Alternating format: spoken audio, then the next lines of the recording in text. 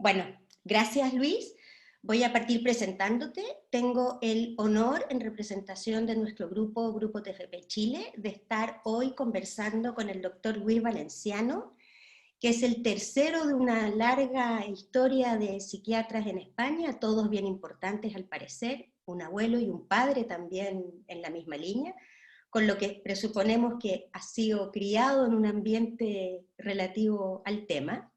Y Luis es licenciado en medicina, especialista en psiquiatría, tiene una formación en psicoanálisis y también en psiquiatría forense, y en todos los últimos años se ha dedicado de manera muy importante a lo que es la psicoterapia focalizada en la transferencia y especialmente a difundir lo que son los trastornos de personalidad a lo largo de distintos países.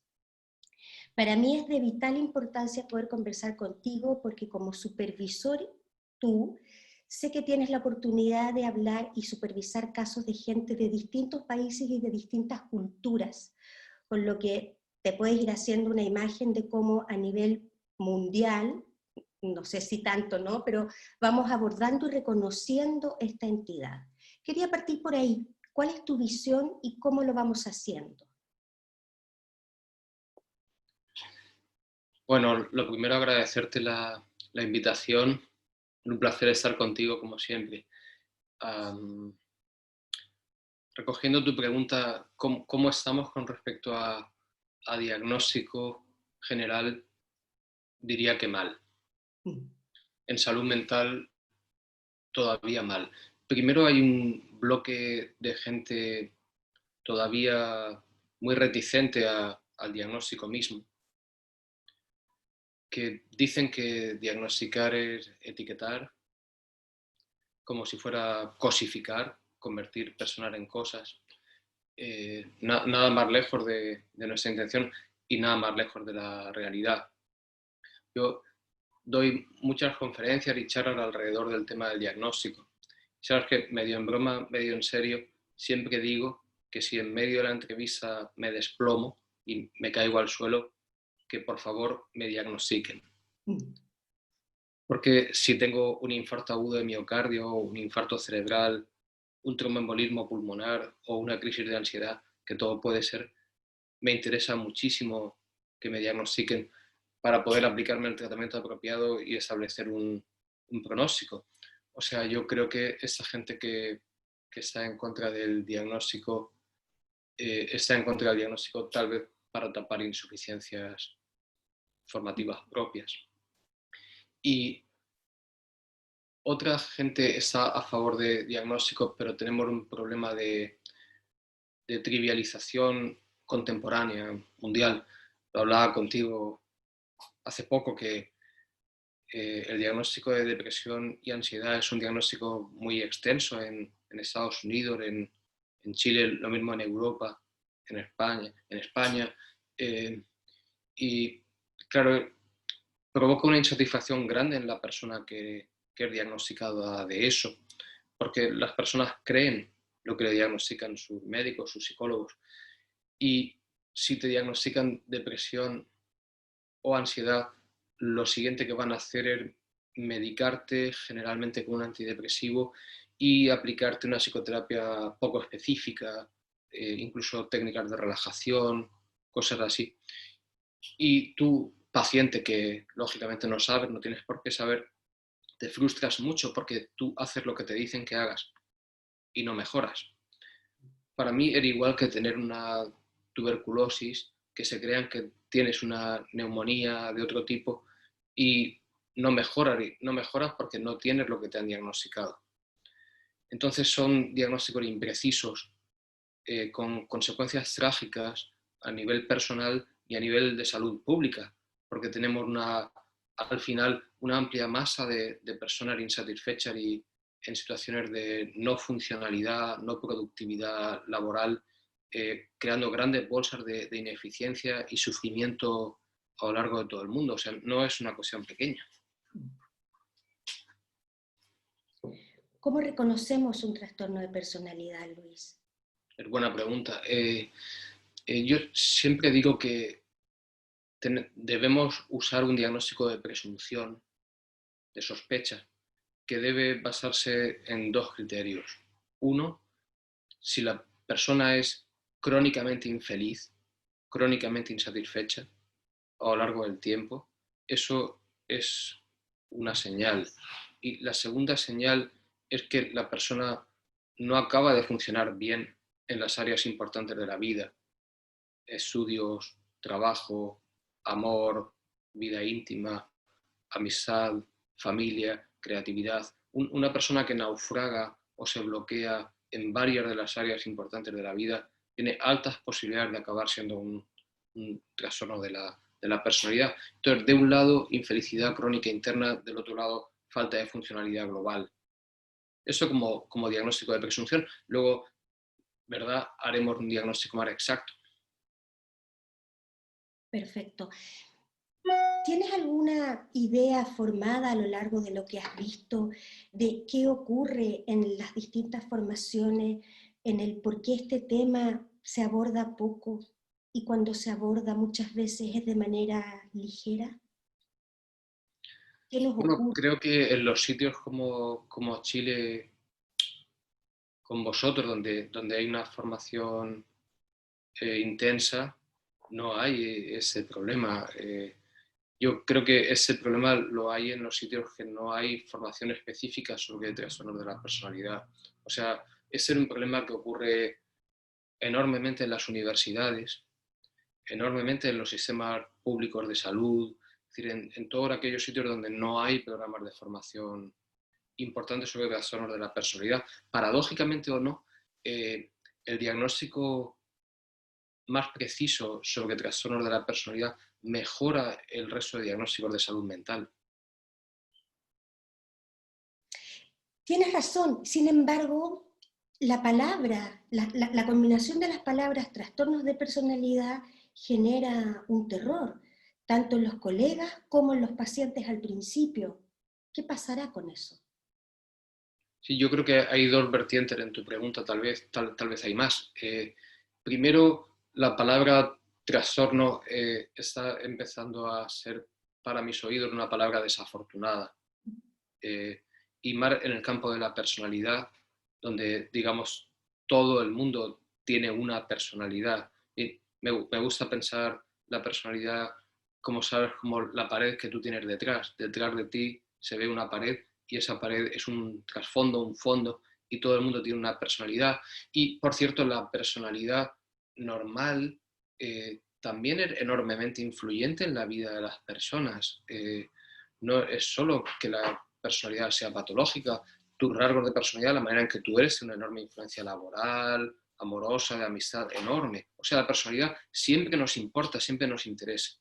Y además, sobre el fondo de tu pared, que es la personalidad, veo una bonita estantería que podría ser enfermedad mental sobreimpuesta sobre la personalidad de fondo, y también que la personalidad de fondo en sí sea más normal o más patológica. Siempre decimos que la personalidad es patológica porque no se adapta bien a la realidad, porque es rígida o porque algunos de los rasgos son más exagerados, si quieres. Al final nos importa evaluarla siempre, y de hecho creo que cuando dos personas se encuentran en la calle, una evalúa la personalidad de otra sí o sí. Volviendo a tu pregunta, yo creo que trastorno es una palabra cada vez más incomodante porque suena mal, porque la personalidad es un continuo. En definitiva, tal vez estamos buscando una palabra nueva para eso, ¿no? Y creo que la siguiente acepción de la pregunta es que ya no es la palabra trastorno de personalidad la que genera terror en nuestros colegas, sino es el mero paciente en sí, sus dinámicas, su relación interpersonal, la problemática que genera, el desafío, el miedo, el caos. Sabes que hubo un número muy desafortunado de la revista Time hace muchos años que decía trastorno límite de personalidad, la enfermedad que ningún médico quiere tratar. Eso es horrible y mentira, porque muchos médicos y psicólogos queremos tratarla, ¿no? Vosotros estáis muy en esa labor y yo también. Pero creo que parte horror es por la palabra y parte del horror es por el concepto. Y a la vez, perdón, parte del horror es porque no tienen, no les estamos ayudando lo suficiente en la formación. Tú sabes, yo trabajo en una unidad de trastornos de personalidad pública la mitad de mi día, desde 2007 o 2006, y desde 2006 o 2007 hasta nuestros días han rotado con nosotros una infinidad de residentes. Y ellos hacen entrevista estructural conmigo en el despacho, en directo, y yo hago devolución diagnóstica delante de ellos. Y cuando acabo, siempre les pregunto por qué no se hace devolución diagnóstica fuera de esta unidad, en general. Y ellos me dicen por dos motivos. Una, porque no sabemos, a eso le digo, eso lo vais a resolver ya, y al tiro, como decís en Chile. Y dos, porque cuando devolvemos el diagnóstico de trastorno de personalidad no podemos ofrecer el tratamiento de trastorno de personalidad y nos avergüenza no poder ofrecer el tratamiento para la patología que diagnosticamos. Eso es perfectamente comprensible, porque si tú tienes una insuficiencia renal y le dices a un paciente, usted tiene una insuficiencia renal, y él te dice, muy bien, ¿y ahora qué hago? Y tú le dices, ahora, hasta que encontremos un órgano para trasplantarle, tenemos que hacerle diálisis, y eso son 2 o 3 veces por semana. El paciente está bastante triste con eso, pero dice, bueno, ¿qué vamos a hacer? Vamos allá. Entonces tú tienes que decir, sí, pero no podemos ofrecérselo, nada más que podemos ofrecerle en la sanidad pública media hora de psicoterapia mensual. Y el paciente te confronta, te dice, pero usted me acaba de decir que el tratamiento de eso son psicoterapias 2 o 3 veces por semana, y ahora me dice que me va a ofrecer media hora al mes. Eso no encaja bien. O sea, somos confrontados correctamente por los pacientes, entonces mejor no decir nada. Tenemos entonces un gran desafío y es formar profesionales que sepan cómo trabajar con estos pacientes. ¿Hay algunas características particulares o no, a tu juicio, que deben tener los terapeutas que quieran trabajar con pacientes con trastornos de personalidad?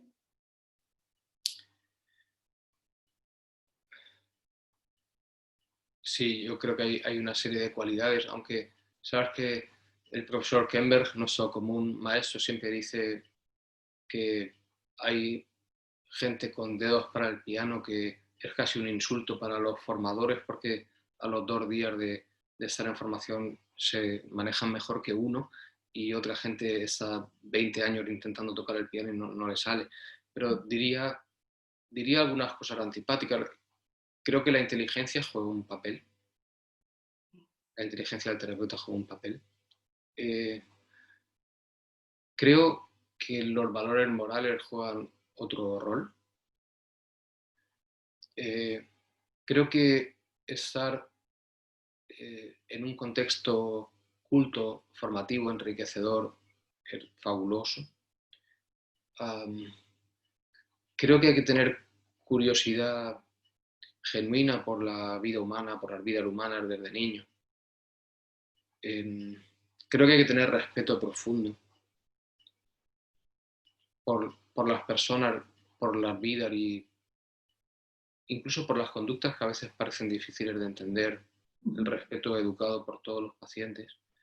Creo que ayuda a un trabajo personal. Yo recomendaría un análisis personal. Y como todo en la vida, una enorme cantidad de deseo y motivación sobre todas las cosas. Creo también que parte de, como tú muy bien decías, lo comparto total, ahora la pelota está en nuestro tejado, en el tuyo y en el mío, en los formadores, digamos, principales, contemporáneos, porque tenemos que encontrar maneras para ayudar a los clínicos que quieren tratar a personas con esos problemas a enseñarles en un modo más eficaz, eficiente, guiado, cercano, no persecutorio. ¿Sabes qué? Voy a dar una conferencia a la que asistirás, espero, en 3 días, el 16, para, para los 100 supervisores de la internacional de la TFP, de esta psicoterapia, y saber que se trata sobre los 3 primeros minutos de una sesión de TFP y su supervisión. Y mi hipótesis básica, la vamos a desvelar aquí, es que siempre se ha dicho, y John Gunderson lo decía, que TFP es la psicoterapia más difícil de todas las psicoterapias basadas en la evidencia para trastorno de personalidad. Y yo creo que es verdad, ninguno dijimos que no a John Gunderson en vida, dijimos, tiene razón. Pero también le dijimos que, aunque no hacía falta, que era también la más efectiva. Ahora necesitamos juntar nuestros talentos para encontrar maneras diversas en las que hagamos más accesible el aprendizaje de esta técnica fabulosa para nuestros supervisados. Yo creo que en realidad estamos todavía moviéndonos bajo modelos de aprendizaje del siglo pasado, no muy alejados de Freud y los primeros inicios del psicoanálisis, clases teóricas, análisis personal, algunos tipos de supervisión convencional, pero creo que hay modos pedagógicos novedosos, revolucionarios que tenemos que aplicar para enseñar mejor. Yo pienso que si un terapeuta está tratando pacientes difíciles y le ofrecemos un método difícil, va a pensar paciente difícil y método difícil, no gracias. Pero si le decimos paciente es difícil, el método es difícil, pero se lo vamos a enseñar en un modo que no va a ser en absoluto tan difícil, se va a sentir muy bien y muy eficiente y le vamos a acompañar paso a paso en ese proceso de formación. Entonces mucha gente se nos va a querer unir porque son patologías que generan mucho desconcierto. Y en definitiva yo creo que el desafío es con todas las psicoterapias psicodinámicas, donde creo que no nos hemos acabado de dar cuenta de la dificultad en la que navegan las personas que empiezan.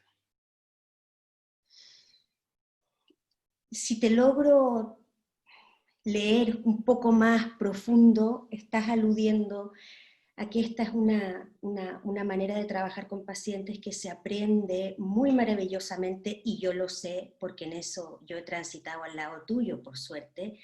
Se aprende de una manera más lúdica y cercana, teniendo una buena relación cercana y estrecha con el supervisor. Eso es imprescindible, estoy totalmente de acuerdo contigo. Si es una experiencia persecutoria, nadie puede aprender en una atmósfera persecutoria. Pero hay algo persecutorio en todo eso, debemos admitirlo sin hipocresías. Para mí es persecutorio dar esa conferencia dentro de 3 días y tengo 200 años en cada pata. Y llevo haciendo eso un montón de tiempo y sigue siendo persecutorio. Trato de imaginarme cómo de persecutorio debe de ser. A veces acercarse con tu caso que estás tratando de llevar de la mejor manera posible a alguien que te impone mucho respeto. Eso yo creo que tienes toda la razón, que tenemos que crear un clima entre colegas, plenamente conscientes todos de la dificultad, no ya de la dificultad que supuso para ti y para mí cuando éramos más jóvenes y estábamos aprendiendo, sino de la dificultad que esto va a seguir teniendo mañana cuando veamos a nuestros pacientes habituales. Entonces yo creo que el clima de aprendizaje sea un clima cordial y no tenso, no persecutorio, es crucial. Pero no creo que todo en el clima, creo que también tenemos que ocuparnos mucho de utilizar métodos pedagógicos más básicos, más acompañantes, que dejen a la gente menos perdida, en definitiva que se sientan más acompañados, más guiados paso a paso.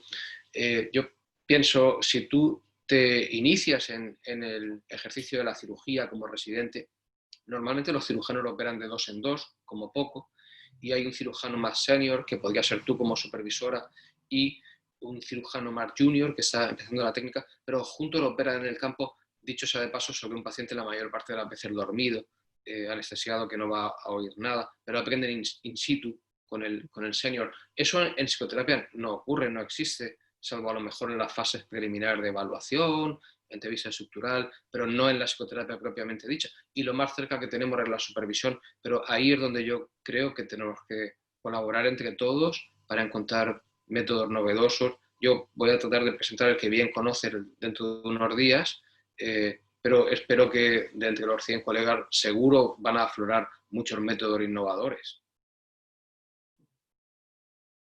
Tenemos un gran desafío, ¿no? Y un desafío ético. Sí. Porque al final, Por los pacientes.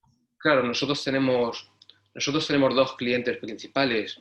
Uno, nuestros compañeros que se inician, no necesariamente más jóvenes, porque se pueden querer iniciar más tarde, han sido expertos en otras técnicas psicoterapéuticas, la dominan de maravilla, son expertos en DBT.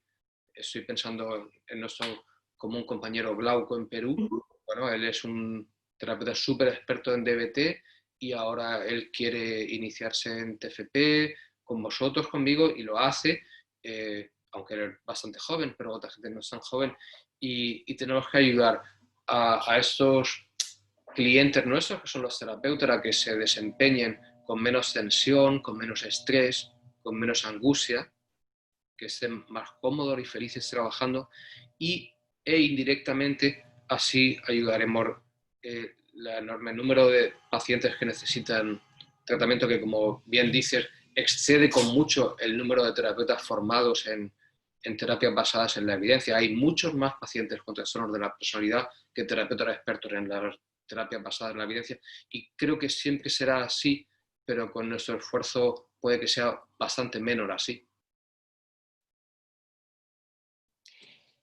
¿Es difícil trabajar con pacientes con trastornos de personalidad?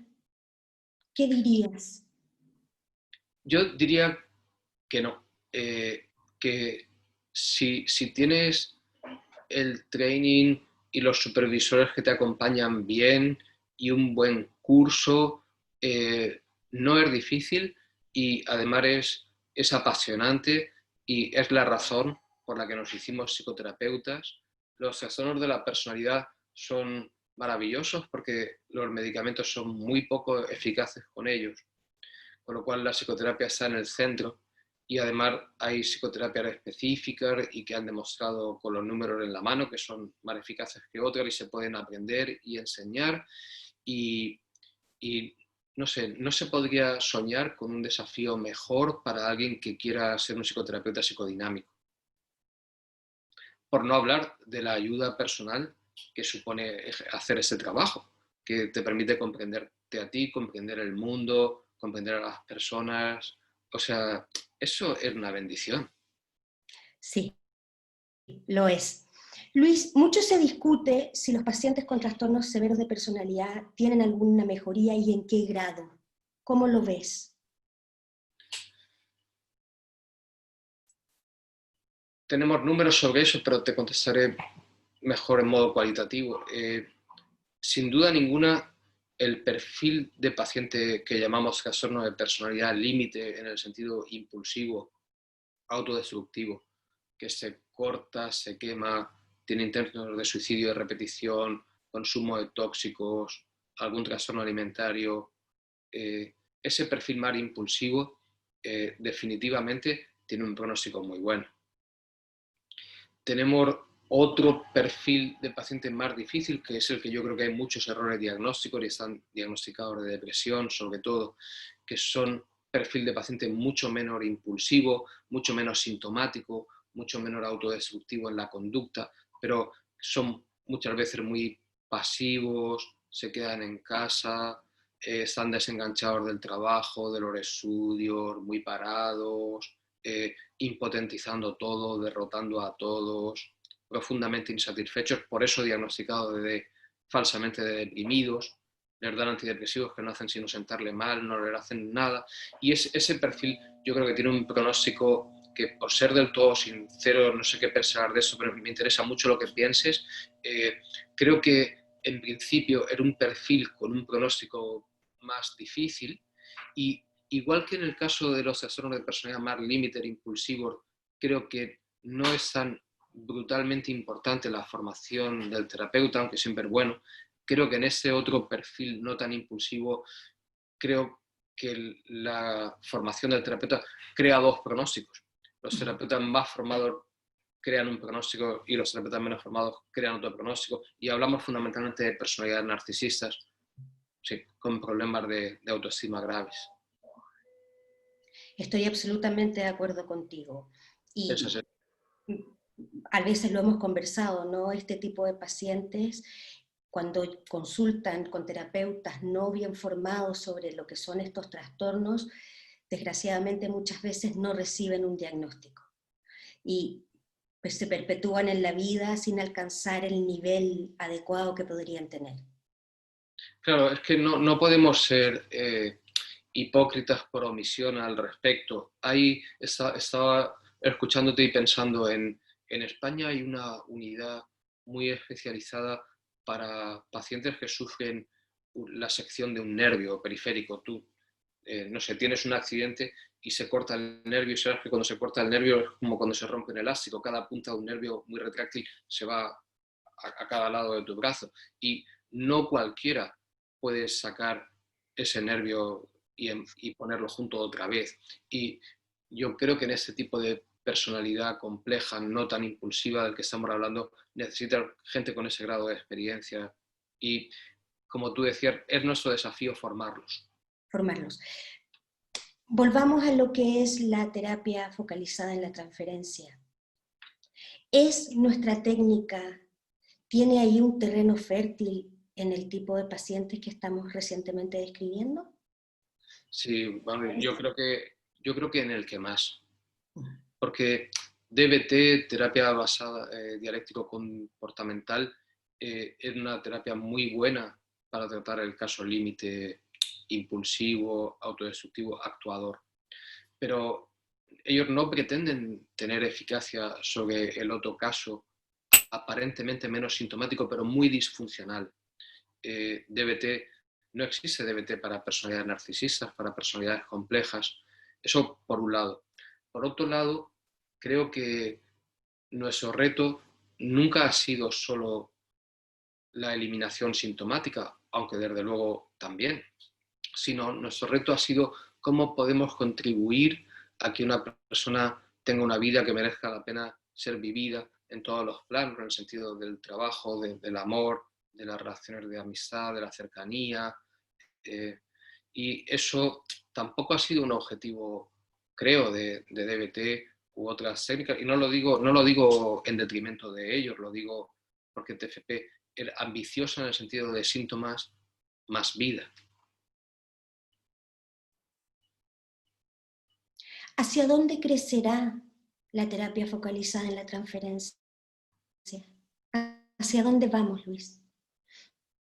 Bueno, tenemos una rama que bien conoces de TFP aplicada, que no puede nunca ser desatendida. TFP aplicada es usar algunos de los mejores principios de la TFP para escenarios que no son una psicoterapia sofisticada, arreglada 2 veces por semana.